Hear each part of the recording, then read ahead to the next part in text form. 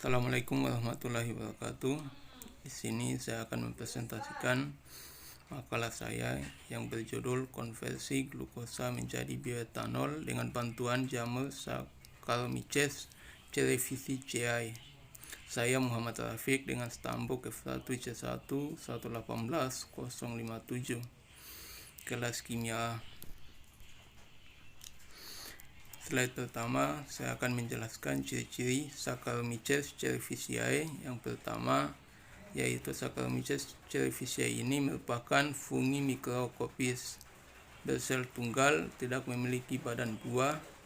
Nama lain dari mikroba ini yaitu ragi, hamil atau yes. Sel-selnya berukuran bundar, lonjong, memanjang, dan biasa hidup berkoloni. Selanjutnya, silsilah keluarga Saccharomyces cerevisiae. Untuk kindomnya tergolong dalam Eukaryota, filum fungi, dan subfilum Saccharomycota, kelas Saccharomyces, dan ordo Saccharomycetales, famili Saccharomycetaceae, genus Saccharomyces, dan spesies Saccharomyces cerevisiae. Cara hidupnya yaitu saprofit dan parasit. Habitat hidup di alam, tanah, atau debu di udara.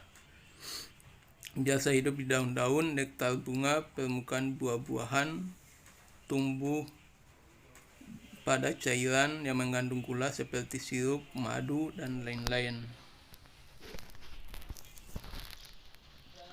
Sel Saccharomyces cerevisiae, morfologinya hamil atau hamil ini merupakan nama lain dari Saccharomyces cerevisiae, berbentuk oval atau bulat telur dengan ukuran sekitar 1 sampai 5 mikrometer atau 20 sampai 25 mikrometer dengan lebar sekitar 1 sampai 10 mikrometer. Koloninya berbentuk rata, lembab, mengkilat, dan halus.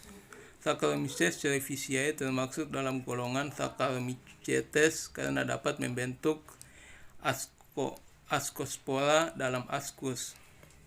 Bagian-bagian dari sel Saccharomyces cerevisiae dapat kita lihat pada gambar. Terdapat nukleus, badan Golgi, dan sebagainya. Selanjutnya yaitu perkembangbiakan dan siklus hidup Saccharomyces cerevisiae. Untuk perkembangbiakannya, Saccharomyces cerevisiae berkembang biak secara aseksual dengan membelah diri dan secara seksual dengan membentuk tunas. Siklusnya itu dilihat pada gambar, di mana terjadi untuk seksual terjadi meiosis dengan pembentukan askospora atau spora, sedangkan aseksual yaitu dengan pembelahan biner. Untuk pertumbuhan, menurut Walker dan Masitoh, pertumbuhan hamil optimum terjadi pada hari kedua karena hamil secara optimal mampu memanfaatkan nutrisi di dalam media pertumbuhan sehingga aktivitas pembelahan sel berjalan dengan baik. Dilihat pada grafik, di mana grafik melonjak atau titik puncaknya itu berada pada hari kedua. Selanjutnya yaitu metabolisme Saccharomyces cerevisiae, yaitu mengubah glukosa menjadi 2 etanol dan 2 karbon dioksida diiringi dengan pembentukan 2 ATP dan 2 NADH. Jadi Saccharomyces cerevisiae ini dimanfaatkan metabolismenya oleh manusia untuk mengkonversi glukosa menjadi karbon dioksida dan etanol. Jadi di sini kita bisa lihat bahwa disinilah siklus terpenting dari produksi bioetanol dengan bantuan Saccharomyces cerevisiae ini.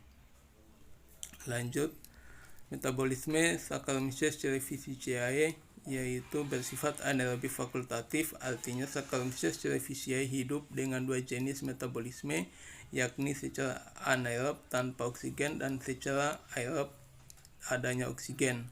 Oksigen pada siklus hidupnya dibutuhkan pada awal pertumbuhan. seperti pada hari pertama pengembangbiakan. Suhu ideal pertumbuhan Saccharomyces cerevisiae ini untuk idealnya 30 derajat, maksimum 35 sampai 30 derajat, dan minimum 9 sampai 11 derajat Celcius. Lanjut, proses isolasi Saccharomyces cerevisiae untuk media biakan itu biasa menggunakan PDA, potato dextrose agar, dan sumbernya biasa diambil dari ragi. Metode yang digunakan pada isolasi ini yaitu metode tabur atau metode sebar pada permukaan PDA. Diinkubasi selama 48 jam pada suhu ideal untuk pertumbuhan Saccharomyces cerevisiae yaitu 30 derajat. Lingkungan ideal hidup Saccharomyces cerevisiae yaitu untuk pH, hamil cerevisiae tumbuh optimum pada kondisi lingkungan dengan pH optimum 4-5. Ini menurut Nur Hidayat dan kawan-kawan pada tahun 2006. Kisaran suhu optimal untuk kebanyakan hamil sama dengan kapang yaitu 25-30 derajat Celcius. Ini menurut penelitian Efri dan Putra 2006. Nutrisi media tumbuh harus mengandung karbohidrat sederhana seperti glukosa, sukrosa, fruktosa, inositol, dan sorbitol, protein, mineral, vitamin B, dan vitamin C. Ini menurut Herdianto dan kawan-kawan pada tahun 2018. Mungkin itu saja yang bisa saya sampaikan, paparkan. Sekian dan terima kasih.